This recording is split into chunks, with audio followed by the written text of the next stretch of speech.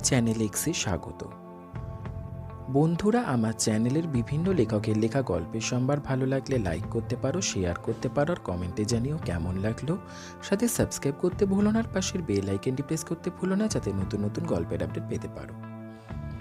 আমাদের Facebook page Tanmoy channel এক্সে like করতে ভুলো না।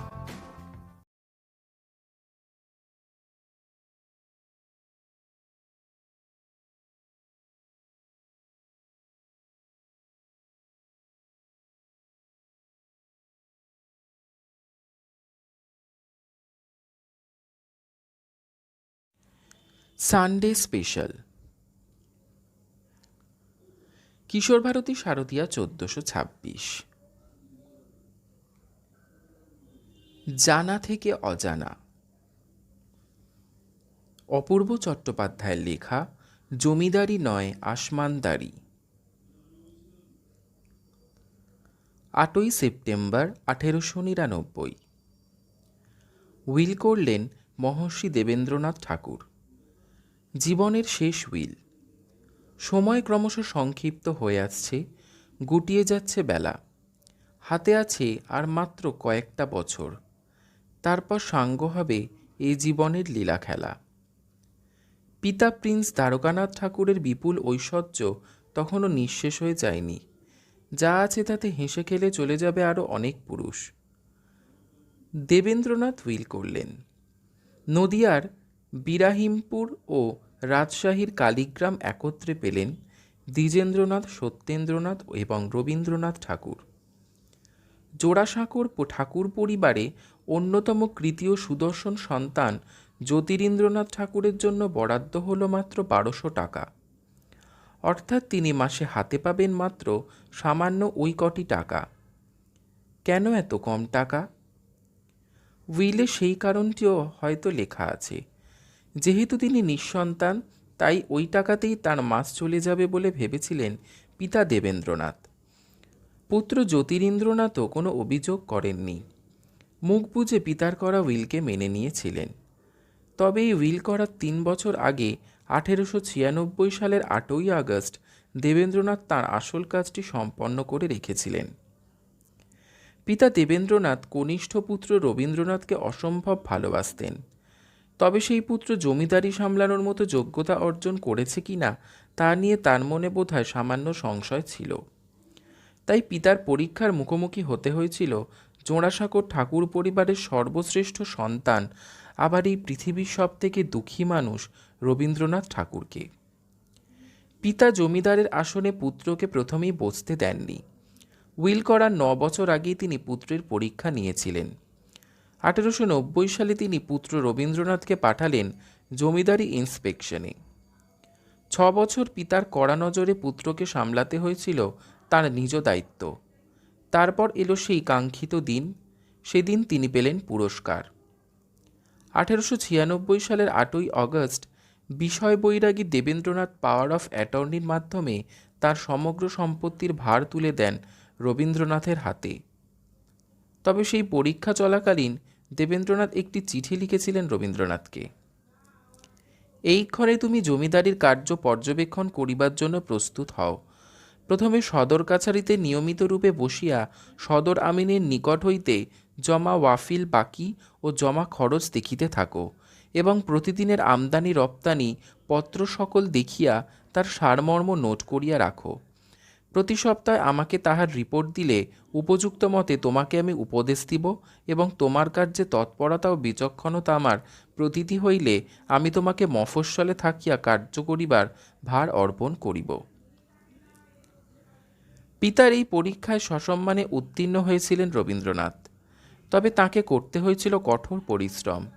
কবি তার এই পরীক্ষা চলাকালীন সময়ের কথা লিখতে গিয়ে নানা জায়গায় বলেছেন, এই হিসেবের পরীক্ষা দেওয়ার সময় তার পিতা কিভাবে প্রত্যেকটি খুঁটিনাটি তথ্য তার কাছ থেকে বুঝে নিতেন। একটা কানাকড়িও এদিক সেদিক হবার উপায় ছিল না, আর তা নিয়ে শুরু হতো দুশ্চিন্তা। প্রথা ভাঙতেই এই পৃথিবীতে এসেছিলেন আমাদের রবীন্দ্রনাথ। তিনি পূর্বপুরুষের তৈরি করা বিধিনিষেধের প্রাচীর এবার ভাঙবেন। জমিদারির ইতিহাসে সূচনা হবে নতুন এক অধ্যায়ের। শত বেদনায় বিদীর্ণ হয়েও তিনি থাকবেন ধ্যান তপস্বী ঋষির মতো স্থির অচঞ্চল। 2. মাই প্রিন্স বলে সম্বোধন করতেন স্বয়ং কুইন ভিক্টোরিয়া। নীলমণি ঠাকুরের পুত্র তিনি। ভাগ্যলক্ষ্মী কৃপাদৃষ্টি থেকে তিনি কখনো বঞ্চিত হননি। তিনি বোধহয় সত্যিই পরশ পাথরের সন্ধান পেয়েছিলেন, অর্জন করেছিলেন পরশ পাথরকে বশ করার ক্ষমতা। তিনি যেখানে হাত দিয়েছেন, যা স্পর্শ করেছেন, সেটাই রূপান্তরিত হয়েছে সোনাতে। নিজের পিতামহ প্রিন্স দ্বারকানাথ ঠাকুর সম্পর্কে আমাদের জন্য তেমন কিছু লিখে যাননি রবীন্দ্রনাথ, করেছেন নিছক কিছু রসিকতা। তবে তাঁর সম্পর্কে লিখেছেন পুত্র মহর্ষি দেবেন্দ্রনাথ। তিনি লিখছেন, আমার পিতা 1763 শকের পৌষ মাসে, ইংরেজির 9 জানুয়ারি 1842 খ্রিস্টাব্দে ইউরোপে প্রথমবার যান। তখন তাঁহার হাতে হুগলি, পাবনা, রাজশাহী, কটক, মেদিনীপুর, রঙ্গরপুর, ত্রিপুরা প্রভৃতি জেলার বৃহৎ বৃহৎ জমিদারি, নীলের কুঠি, সোড়া, চিনি, চা প্রভৃতি বাণিজ্যের বিস্তৃত ব্যাপার। ইহার সঙ্গে আবার রানীগঞ্জে কয়লার খনির কার্য চলিতেছে। তখন আমাদের সম্পদের মধ্যাহ্ন সময়। তাহার সুতীক্ষ্ণ বুদ্ধিতে তিনি বুঝিয়াছিলেন যে ভবিষ্যতে এই সকল বৃহৎ কার্যের ভার আমাদের হাতে পড়িলে আমরা তাহা রক্ষা করিতে পারিব না। আমাদের হাতে পড়িয়া যদি বাণিজ্য ব্যবসায় কার্যের পতন হয়, তবে সোপার্জিত যে সকল বৃহৎ বৃহৎ জমিদারি আছে, তাহাও তাহার সঙ্গে বিলুপ্ত হইবে এবং পৈতৃক বিষয় বিরাহিমপুর ও কটকের জমিদারিও থাকিবে না। তাহার বাণিজ্য ব্যাপারের ক্ষতিতে আমরা যে পূর্বপুরুষদিগের বিষয় হইতেও বঞ্চিত হইব, এইটি তাহার মনে অতিশয় চিন্তার বিষয় ছিল। অতএব ইউরোপে যাইবার পূর্বে 1762 শকে আমাদের পৈতৃক বিষয় বিরাহিমপুর ও কটকের জমিদারির সঙ্গে তাহার সোপার্জিত ডিহি, শাহজাদপুর ও পরগনা কালীগ্রাম একত্র করিয়া এই 4টি সম্পত্তির উপরে একটি ট্রাস্ট ডিড লিখিয়া 3 জন ট্রাস্টি নিযুক্ত করিয়াছিলেন। ওই সমস্তের অধিকারী তাহারাই হইলেন, আমরা কেবল তাহার উপসত্ত্ব ভোগী রইলাম। তাহার এই কার্যে আমাদের প্রতি তাহার স্নেহ, সূক্ষ্ম ভবিষ্যৎ দৃষ্টি উভয় প্রকাশ পাইয়াছে। এই লেখা থেকে বোঝা যায়, মাননীয় রামলোচন জমিদারির পত্তন করলেও তার শ্রীবৃদ্ধি ঘটেছিল প্রিন্স দ্বারকানাথের সময়। জমিদার হিসেবে মহর্ষি দেবেন্দ্রনাথ কেমন ছিলেন? তার ছিল বিষয় বৈরাগ্য, ছিল ধর্মে প্রবল মতি, তত্ত্বজ্ঞানী। তাই তাঁর আমলে জমিদারির প্রসার না ঘটলেও কোনো সম্পত্তি হাতছাড়া হয়নি। 3. সাল 1905 ঠাকুর পরিবারে আবার এক আঘাত নেমে এলো। পৃথিবী থেকে বিদায় নিলেন মহর্ষি দেবেন্দ্রনাথ ঠাকুর। এই মৃত্যু ঠাকুর পরিবারের শক্ত ভিতটাকে একদম নাড়িয়ে দিল। কোলাহলমুখর জোড়াসাঁকোর সেই বাড়িটি হঠাৎ নিশ্চুপ হয়ে গেল। পরিবারের সদস্যরা একে একে ছড়িয়ে পড়লেন বিভিন্ন দিকে। সত্যেন্দ্রনাথ নিজে বাড়ি তৈরি করে চলে গেলেন সেখানে। বাবামশাইয়ের মৃত্যুর কয়েক বছর পর মাত্র 1200 টাকা মাসিক পেনশনের ওপর নির্ভর করে কৃতি জ্যোতিরিন্দ্রনাথ চিরতরে হারিয়ে গেলেন রাঁচির শান্তিধামে। রবীন্দ্রনাথ বেরোলেন জমিদারি পরিদর্শনে। তাঁর প্রদর্শিত পথেই গৃহত্যাগ করলেন দ্বিজেন্দ্রনাথ।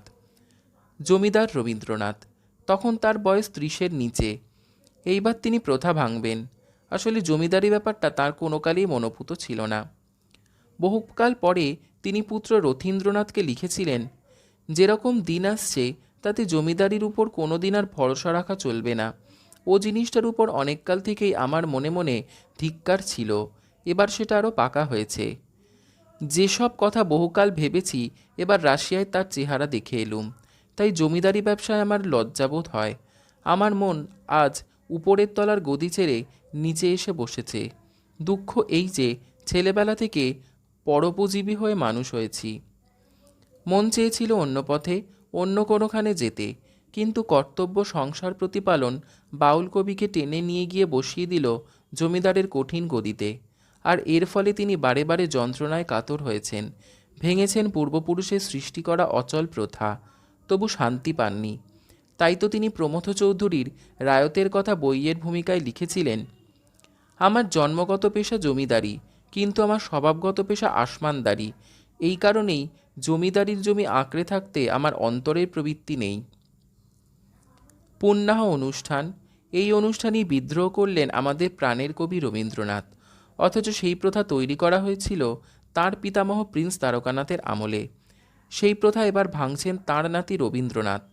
অমিতাভ চৌধুরী মহাশয় লিখেছেন, প্রিন্স দ্বারকানাথের আমল থেকে সম্ভ্রম ও জাতিবর্ণ অনুযায়ী পুণ্যাহ অনুষ্ঠান থাকে বিভিন্ন আসনের বন্দোবস্ত। হিন্দুরা চাদর ঢাকা শতরঞ্জির উপর একধারে, তার মধ্যে ব্রাহ্মণের স্থান আলাদা, এবং চাদর ছাড়া শতরঞ্জির উপর মুসলমান প্রজারা অন্য ধারে। সদর ও অন্য কাছারির কর্মচারীরাও নিজ নিজ পদমর্যাদা মতো বসেন পৃথক আসনে, আর বাবুমশাইয়ের জন্য ভেলভেট মোড়া সিংহাসন। পুণ্যাহের সকাল, গর্জে উঠল বন্দুক, শঙ্খধ্বনি ও হলুধ্বনিতে কাছারি হল মুখরিত। বাবুমশাই নেমে এলেন কাছারিতে। প্রথমত ব্রাহ্ম সমাজের আচার্য প্রথমে করলেন প্রার্থনা, তারপর হলো হিন্দুমতে পুজো। এরপর পুরোহিত মশাই বাবুমশাইয়ের কপালে এঁকে দিলেন চন্দনের টিপ। বাবুমশাই তাঁর হাতে তুলে দিলেন কাপড়, চাদর, দই, মাছ ও দক্ষিণা। এই পর্ব মিটে যাওয়ার পরেই শুরু হবে প্রজাদের করদান। কিন্তু বাবুমশাই রবীন্দ্রনাথের ভ্রু হঠাৎ কেন কুঞ্চিত? তাকে দেখে মনে হচ্ছে তিনি রেগে গিয়েছেন। কিন্তু কেন? আয়োজনে তো ত্রুটি নেই, তবে কেন তার এই বিরাগ? বরণের পর তিনি তার সিংহাসনে বসতে রাজি হলেন না। তিনি সদর নায়েবকে ডেকে জিজ্ঞাসা করলেন, নায়েব মশাই, পুণ্যাহ উৎসবে এমন পৃথক পৃথক ব্যবস্থা কেন? সদর নায়েব বললেন, বরাবর তো এই নিয়মই চলে আসছে। রবীন্দ্রনাথ কিছুটা উত্তেজিত। তিনি গম্ভীর স্বরে বললেন, না, শুভ অনুষ্ঠানে এ জিনিস চলবে না। সব আসন তুলে দিয়ে হিন্দু, মুসলমান, ব্রাহ্মণ, চণ্ডাল সবাইকে একইভাবে একই ধরনের আসনে বসতে হবে। স্তম্ভিত সদরনায়ক উত্তরে বললেন, এই আনুষ্ঠানিক দরবারে প্রাচীন রীতি বদলাবার অধিকার কারো নেই। রবীন্দ্রনাথ ততোধিক গম্ভীর গলায় বললেন, আমি বলছি তুলে দিতে হবে। এ রাজদরবার নয়, মিলনানুষ্ঠান। সদরনায়েব উত্তরে বললেন, অসম্ভব, নিয়ম ভাঙা চলবে না। রবীন্দ্রনাথ তাঁর জন্য নির্দিষ্ট সিংহাসনে বসতে রাজি হলেন না। তিনি উপস্থিত প্রজাদের উদ্দেশ্যে বললেন, এই মিলন উৎসবে পরস্পরে ভেদ সৃষ্টি করে মধুর সম্পর্ক নষ্ট করে দেওয়া চলবে না। প্রিয় প্রজারা, তোমরা সব পৃথক আসন, পৃথক ব্যবস্থা সব সরিয়ে দিয়ে একসঙ্গে বসো। আমিও বসবো, আমি তোমাদেরই লোক। অপমানিত নায়েব গোমস্তারা একযোগে পদত্যাগ করলেন। রবীন্দ্রনাথ গিয়ে বসলেন তার প্রিয় প্রজাদের ঠিক মাঝখানে। তারপর তিনি প্রজাদের বললেন, আজকের এই আনন্দের দিনে কেউ কষ্ট পাক, ব্যথা পাক, তা আমি চাই না। যাও, তোমরা গিয়ে সদর আমিন আমলাদের ডেকে নিয়ে এসো। আমরা একসঙ্গে বসে পুণ্যাহ উৎসব পালন করব। তিনি সেদিন তার কর্মচারীদের কাছে অনুরোধ করলেন তাদের পদত্যাগপত্র প্রত্যাহারের জন্য। নতুন বাবুমশাইয়ের অনুরোধে তাঁরাও এসে বসলেন সবার মাঝে। শুরু হলো উৎসব, ভাঙল প্রাচীন জীর্ণ প্রথা। 4. জীবন সূর্য ক্রমশ ঢলছে পশ্চিম পাটে, অস্তাচলের পথে। আর হয়তো কয়েকটা বছর। দীর্ঘ পথ অতিক্রম করেছেন। অকালে অবেলায় ঝরে যেতে দেখেছেন অসংখ্য প্রিয়জনকে। অপমানিত হয়েছেন বারে বারে, তবু তার কলম থামেনি।